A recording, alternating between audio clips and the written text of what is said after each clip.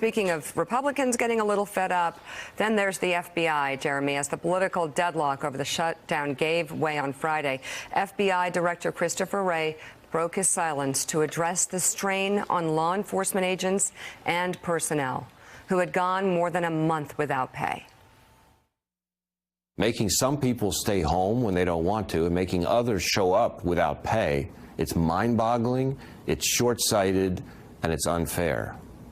It takes a lot to get me angry, but I'm about as angry as I've been in a long, long time.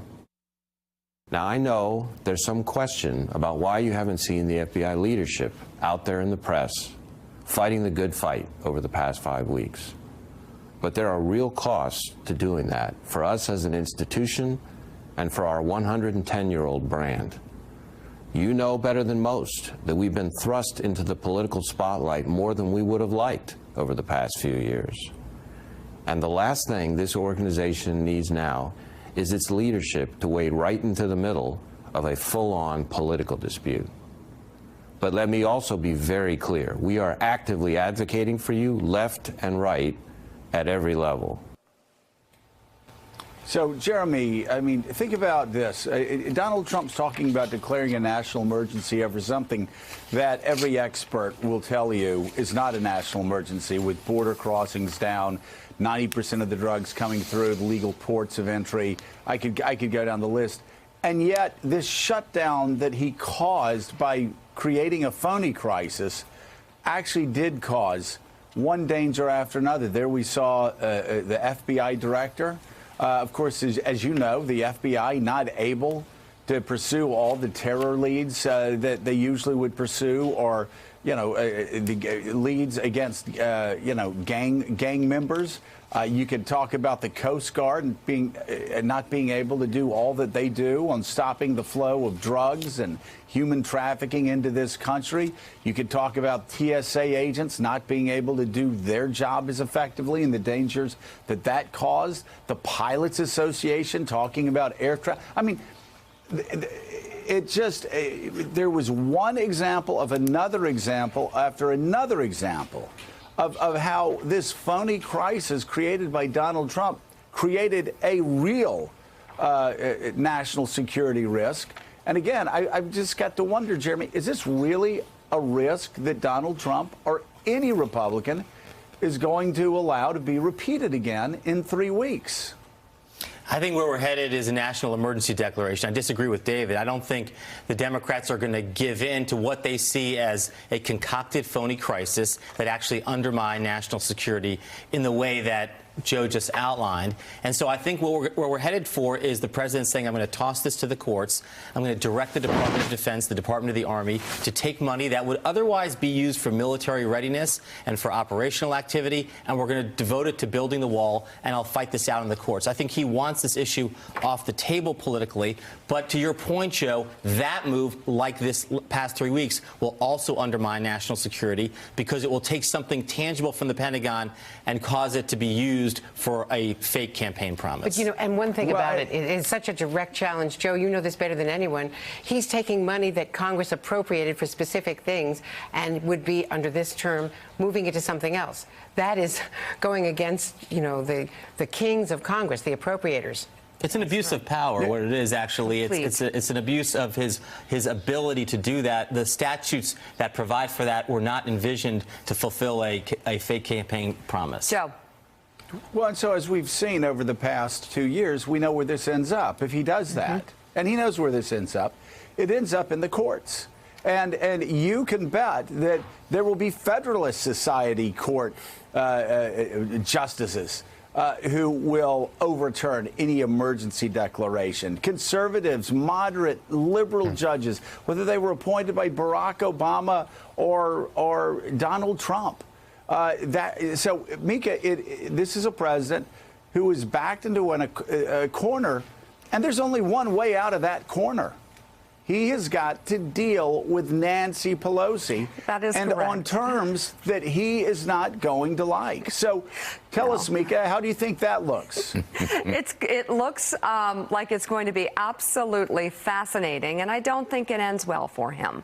I think he's met his match with Nancy Pelosi. I think he absolutely doesn't know how to handle her because he's used to handling people on a very childlike level, bullying them, taunting them, calling them names. That does not work with Nancy Pelosi for a whole host of reasons, and it's actually perfect placement, her matched up against Donald Trump. I wonder, though, David Ignatius, you're optimistic. I'm eternally optimistic. So let's just you and me talk here as optimists. Just between us. Why couldn't the Democrats go to Donald Trump and said, okay, you say $5.7 billion for your wall. I'll tell you what we're going to do. We're going to give you $6 billion for border security. But here's the deal. We're going to focus on ports of entry, where 90% of the heroin comes in that kills our kids and kills our fathers and kills our mothers and destroys our communities. We're going to spend more of that money also on drone technology and the sort of technology that we're using now in warfare in Afghanistan and across Syria. We're going to use it on 21st century technology. We'll meet you there. And yes, there are parts of the fence that actually do work and have been proven to stop illegal immigrants from coming in to the United States. And Democrats and Republicans have agreed on that. And parts of those fences are actually in disrepair right now. So we'll spend some money to repair that as well. And we'll do all of that. And all you have to do is say what you said you were going to do on Dreamers and on DACA, a year ago. Why can't that be a grand bargain, David, where everybody wins? So it can be, and I just had this hunch. I could be wrong. I could be too optimistic. That rather than take the country back into shutdown land, that Nancy Pelosi, who is a deal maker, she is what Donald Trump pretends to be, will find a package that has so much money in it for things that Democrats can defend. You heard Donna Shalala over the weekend say, we want border security, we want to spend the money, we want to be there for on this issue. And come out of it with a formula that it's very hard for Trump to turn down. The only other thing I wonder, given how upset the public is about the shutdown, whether we won't see more efforts to say this tactic is just not acceptable anymore in American politics, that whatever else we do, we're not going to.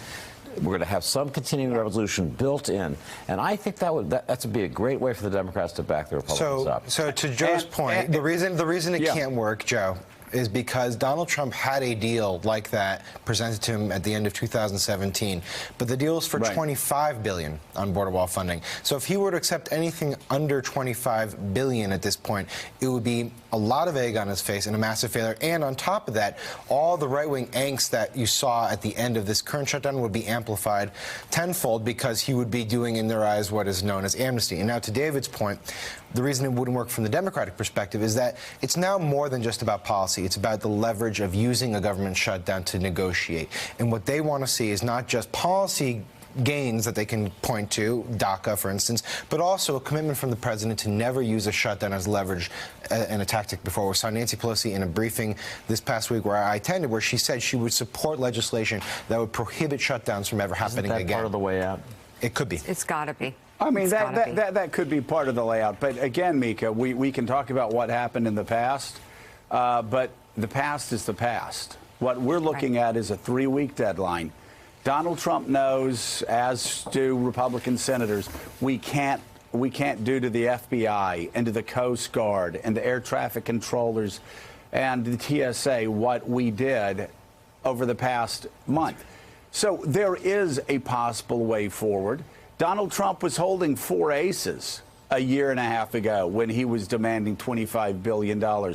Right now, he's got a busted, a busted straight, a busted flush, a busted whatever is busted when you're playing poker and you don't get that card that you want to draw. And one other thing, too. there are a lot of Democrats in states like Virginia, in states like Georgia, that won in Republican-leaning districts. They need to be able to go back. And they need to be able to say, hey, it's not just words. When we Democrats say that we believe in border security, too, we mean it. Donald Trump asked for $5 billion for a medieval wall.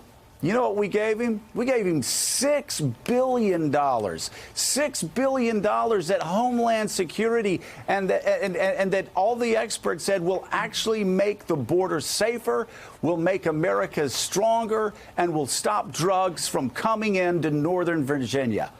Right. Vote me 2020. That's what the Democrats need to get out of this. They can't overreach. They need to make a deal, too. That's why count me as a member of Team Ignatius this morning. I am optimistic. Exactly. We'll see. Well, so far, instead of a wall, he got a cave. We have a lot more to get to on Morning Joe. So much. Still ahead, Jared Kushner reportedly told Chris Christie that firing Michael Flynn would end the Russia thing. Christie says he laughed out loud. New nuggets from the former governor's book. And the latest from the presidential campaign as a California senator and a Starbucks CEO shake up the race. We'll talk about all of that ahead on Morning Joe.